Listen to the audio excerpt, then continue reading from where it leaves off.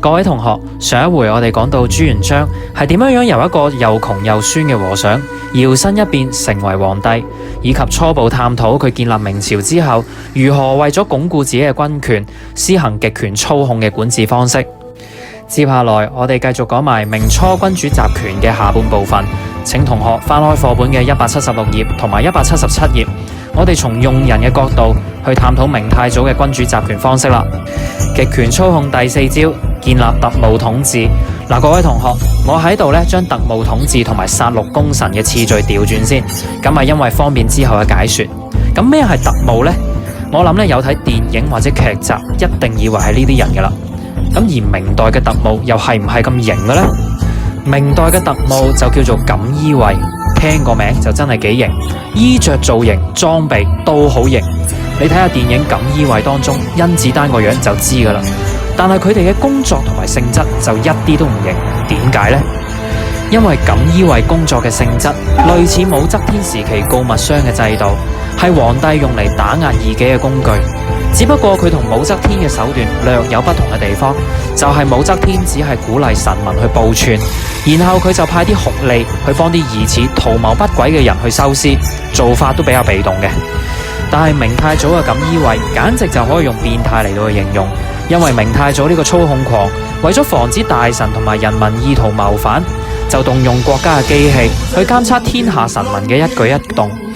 咁古代冇閉路電視呢類高科技嘅物體噶嘛，錦衣衛就正好扮演人肉閉路電視，主動去偵查朝廷命官同埋所謂嘅不法分子，並且可以唔使向上級同埋皇帝稟報，發現有啲咩依喐，審都唔使審，直接緝拿歸案。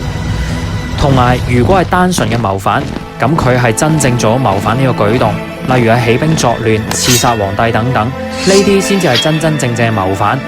咁但係意圖謀反就可以有好多個定義啦。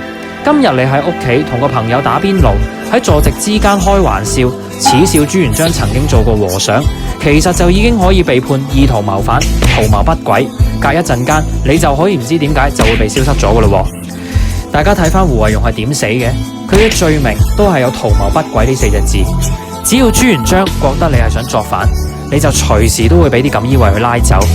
更何況朱元璋本來就疑心病好重，所謂言者無心，聽者有意，咁搞法真係講句嘢都唔得。可想而知，生活喺明朝嘅臣民嗰種心理壓力係幾咁大啦。好，極權操控第5招，殺戮功臣。明太祖嚴重缺乏安全感，對人有戒心，一直咧佢都對啲開國功臣非常之唔放心。喺胡惟庸案揭發咗之後，當時明太祖就順便借胡惟庸呢單案牽連埋幾個佢睇唔順眼嘅功臣宿將，一次過清算咗3萬幾人。喺胡惟庸案發生咗3年之後，當時被封為梁國公嘅將軍藍玉，俾班錦衣衛喺佢屋企搜查到佢謀反嘅證據。咁明太祖就將藍玉誅九族，順便藉住呢單案再殺多15000幾人。咁胡惟庸案同埋藍玉案兩單加埋嚟，總共殺咗45000幾人。當然啦，明太祖殺人唔淨止係呢兩單嘅事，仲有啲直接、間接殺人嘅都有。例如徐達咁樣啊，曾經有民間傳說就話徐達因為長年打仗，背脊就因為受過傷，因為膿血毒素嘅積聚，就形成咗一粒大毒瘡。咁但係毒瘡就唔同啲青春痘咁樣，可以俾你話擠就擠，因為一擠出嚟嘅話，分分鐘就會死。而當時嘅醫學唔發達，呢種傷患好難醫，屬於絕症。咁要保住條命好簡單嘅啫，就係戒口咯，唔好食埋晒啲熱氣嘅嘢，以免熱毒攻心，加劇咗毒素嘅積聚。咁但係朱元璋偏偏就係壞心眼，佢明知徐達唔食得熱氣嘢，仲要走去請佢食燒鵝。咁唔知係咪因為徐達講嘢唔小心，曾經取笑過朱元璋係個傻仔，俾朱元璋記仇記到今日。邊個話我傻？我請佢食燒鵝，我。咁徐達收到朱元璋嘅預製燒鵝之後，心諗今鋪大鑊啦，但係佢冇得唔食，後悔都冇得俾佢後悔，最後就唯有含住淚食咗嚿燒鵝之後，就背瘡發作而死啦。咁徐達死咗之後，朱元璋又順便做多場戲。咁喺徐達出殯嗰一日，仲特登喊到有幾大聲得幾大聲，但係其實佢個心就唔知幾爽，心諗又死一個眼中釘啦。所以唔怪得知後世有句說話，伴君如伴虎。咁唔係呢個伴虎啊！呢句說話嘅意思就即係作為臣子，日日對住冷酷無情嘅君王，你冇辦法猜得透佢。佢可以突然之間就對你痛下殺手，食人唔掠骨，十足一隻老虎咁樣樣。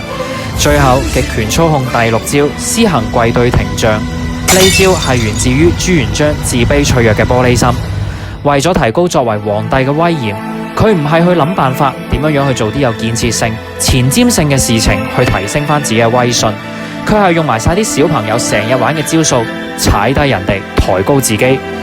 明太祖樹立威嚴嘅手法就係用羞辱摧毀大臣自尊心嘅方法。佢規定大臣向皇帝奏事一定要跪喺度對答，叫做跪對。如果官員唔小心講錯說話，得罪咗方丈，唔係皇帝。不過朱元璋曾經做過和尚，叫佢一聲方丈都冇話唔啱啊！你大鑊啦！方丈份人好小氣噶。我最憎人喺我背後講我壞話。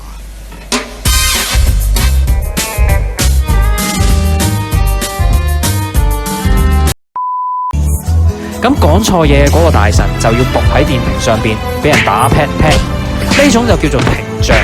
甚至乎呢，當時有啲體弱嘅大臣喺挨咗10幾棍之後就挨唔住，就俾人打到當場休克而死，真係非常之慘酷。但係明朝以前嘅朝代，君臣嘅上下關係都冇咁明顯嘅。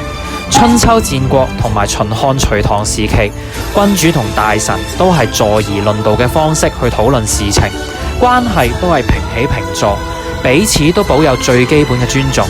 去到宋代，最多都係君主坐喺度，大臣企喺度講嘢，都未至於要跪。中國人都有句說話：男兒膝下有黃金。要一個人對人下跪，哪怕嗰個人係君王或者只係父母，其實都係一種對人性尊嚴嘅踐踏。從此士大夫人唔似人，反而越嚟越似一個豬狗不如嘅奴才。唔淨係清朝特有嘅事情，喺明朝嗰陣時已經開咗一個壞嘅先例啦。各位同學，所以點解我之前一直強調漢族人驅逐蒙古人重掌政權，係咪代表一天就光晒呢？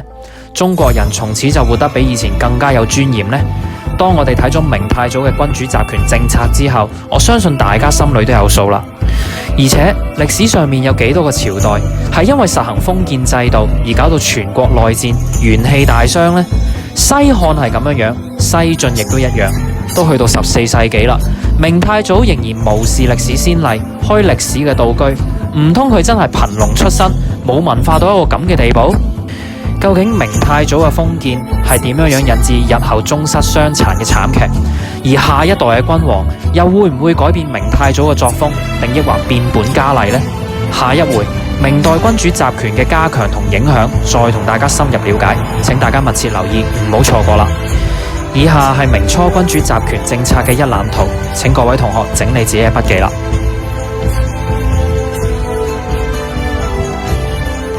以下係今次嘅關鍵字詞，同學喺課餘嘅時候記得溫習啦。